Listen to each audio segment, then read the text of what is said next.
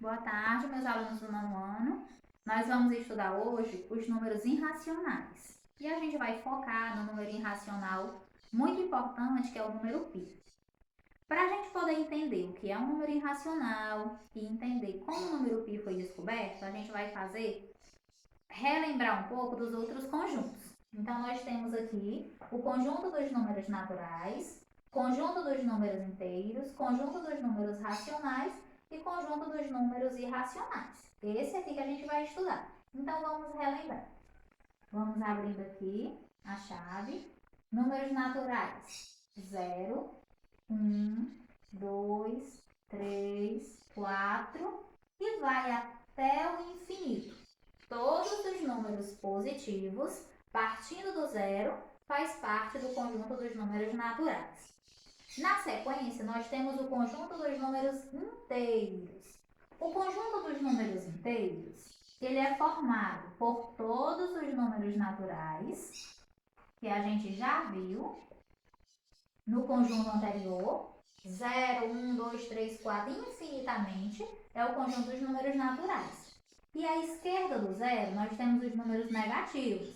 Menos 1, menos 2, menos 3, também infinitamente. Então, todos os números positivos, todos os números negativos juntos fazem parte do conjunto dos números inteiros. Mas e quem serão os racionais? Os números naturais,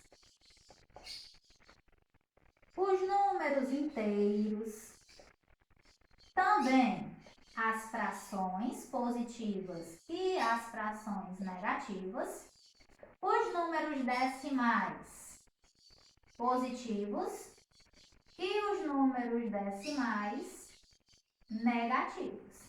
Então, nós temos o conjunto dos números racionais, um conjunto bem maior, onde pega todos os positivos, todos os negativos, fracionários positivos e negativos, e também números decimais positivos e negativos. Ia esquecendo aqui das dízimas periódicas. 0,3333. É uma dízima periódica, onde o período é o número 3.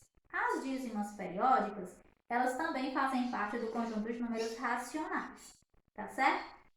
E finalmente a gente vai para o conjunto dos números irracionais. Quem são os números irracionais? São aqueles números que eles se dividem infinitamente e não têm uma sequência lógica, não tem uma repetição como existem nas dízimas periódicas.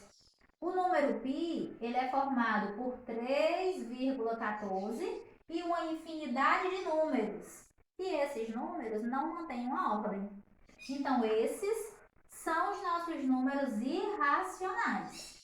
E a gente vai focar agora no número π, que é 3,14 infinito, tá certo? Vamos estudar um pouco mais sobre o número π. Então, gente, nós vamos relembrar quais são os elementos de uma circunferência para a gente poder relacionar com o número irracional π, tá certo? Nós temos nesse primeiro exemplo o círculo. O que vem a ser o círculo? O preenchimento dessa bolinha, tá certo? O círculo é toda essa parte plana que está delimitada por esse tracinho aqui fora. Então, isso aqui dentro nós chamamos de círculo. Mas e então o que vem a ser a circunferência? Circunferência é só essa linhazinha que contorna o círculo. Se eu pegasse essa circunferência e abrisse ela aqui e esticasse, eu iria ter uma reta. Tá certo? Então, a circunferência, ó, de novo, se eu pegar essas duas pontinhas e voltar para cá, então eu vou ter a circunferência. A circunferência é essa linha que contorna o círculo. No meio da circunferência, nós temos esse pontinho, nós chamamos de centro. Não tem muito o que explicar, né? Porque centro vai estar bem aqui no centro da circunferência.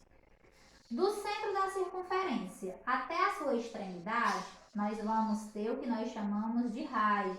Para a gente não esquecer, a gente pode relacionar a circunferência com o aro de um pneu. E o que vem a ser o raio da circunferência? É o mesmo raio do pneu, é aquele que vai do cubo até o aro, tá certo? Então, esse vai ser o raio. Se eu pegar de repente dois raios, o raio vai da circunferência ao centro e do centro à circunferência.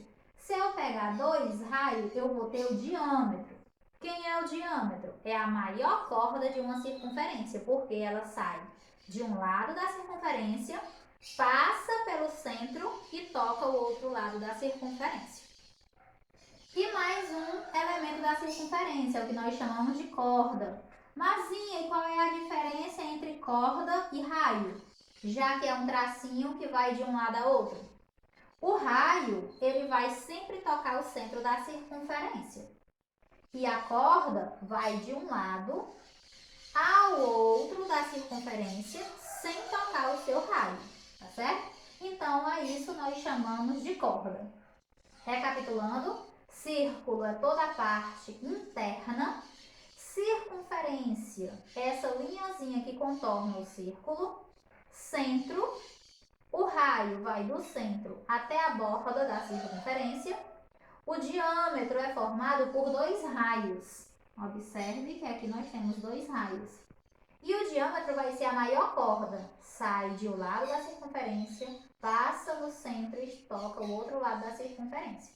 E por fim nós temos a corda, que vai de um lado a outro da circunferência, sem tocar o seu. Então, gente, nós vamos agora relacionar o tamanho de uma circunferência com o número irracional π. Aqui eu coloquei como exemplo uma moeda de R$1. Lá no livro do 9º ano, na página 19, vai ter uma moeda belíssima. Então, aqui é só um exemplo. Então, nós temos aqui a moeda de R$1. Se eu pegar essa moeda de R$1 e contornar ela com um barbante, depois abrir esse barbante e botar na trena ou numa régua, eu vou ter 84,9 milímetros, tá? Não é centímetros não, pelo amor de Deus. E se eu pegar o diâmetro dessa moeda, o que vai ser o diâmetro? Vai de um lado ao outro da circunferência, tocando o centro. Se eu pegar o diâmetro da circunferência dessa moeda, eu vou ter 27 milímetros. Vocês vão colocar na calculadora de vocês, tá certo? E vão ver que 84,9 dividido para 27 vai dar 3,14 e vai aparecer depois do número 4 uma infinidade de números. Então, quem é 3,14? É o π. O interessante de vocês que gostam de descobrir, de se aventurar, é vocês pegarem uma circunferência como essa fita gomada, medir, pega um cordãozinho, descobre quanto que é a circunferência, anota, descobre quanto que é o diâmetro, que vai ser a maior medida que você encontrar aqui. Quando você dividir essa circunferência pelo diâmetro, você vai encontrar 3,14.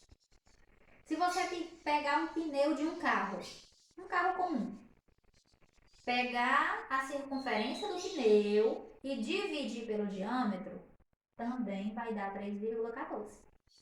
Se você pegar o pneu de um trator, que é enorme, pegar a circunferência do pneu e dividir pelo seu diâmetro, também vai ser 3,14.